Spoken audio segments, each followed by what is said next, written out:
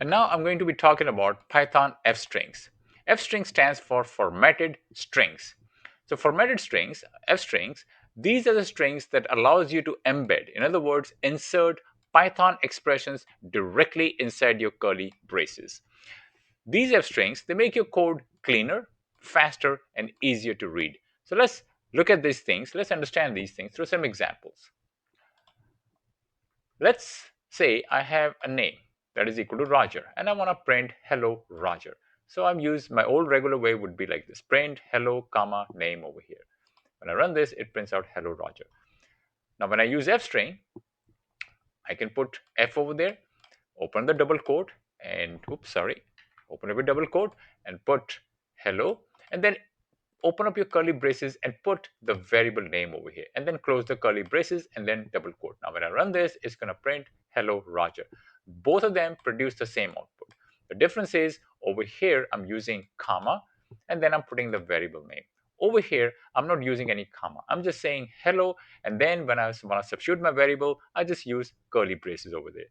So because of the presence of this F, Python is going to treat this as a formatted string. Anytime it sees a curly braces, it's going to find this variable name and substitute the value of the variable.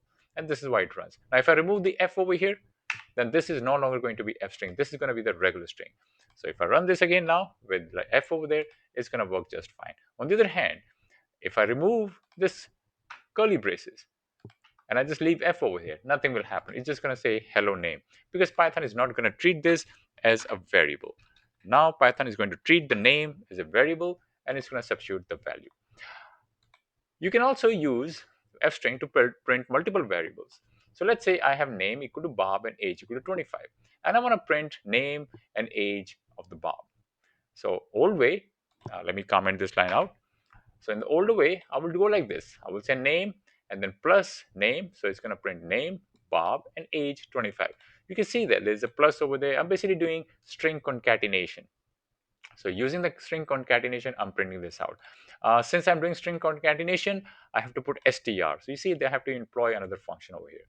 But when I use fstring, I don't have to do any of that.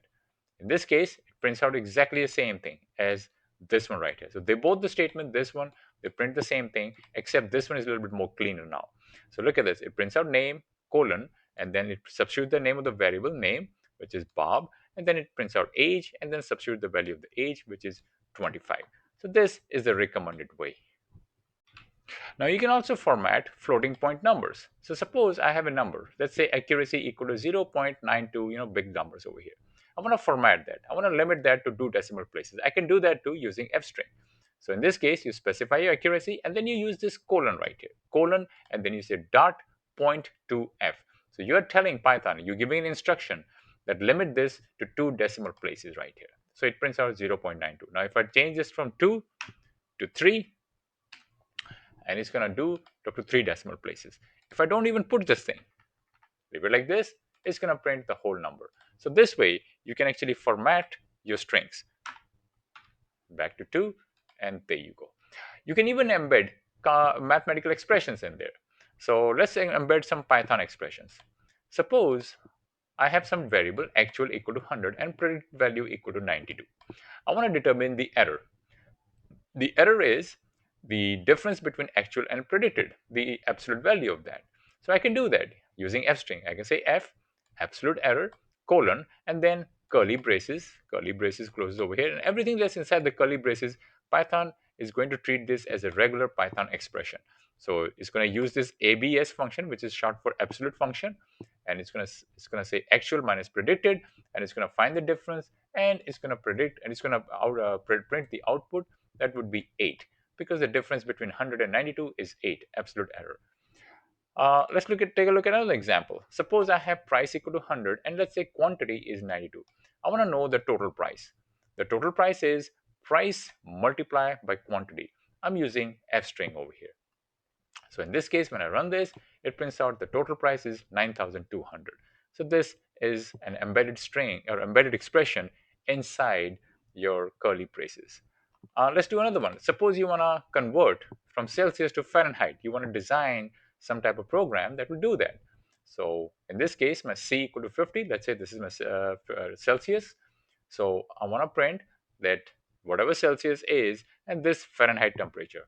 So when I run this, it prints out 50 Celsius. The C is 50. Celsius is, Celsius is, and then this expression right here is your Python expression. So this gets evaluated. So your C value is 50. So 50 times 9 over 5 plus 32. This gets evaluated and the answer is 122.0 Fahrenheit.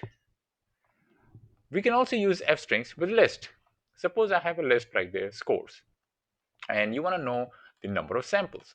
You can put number of samples, colon, and then len scores. That's going to print how many elements are inside the scores. So f string is going to evaluate this expression right here, whatever is present inside the curly braces. Same thing with your maximum, same thing with your average. In this case, I'm taking the sum of the scores, dividing by the total scores. And I'm also formatting it with two decimal places. When you run this, you can see that it prints out the corresponding values over here.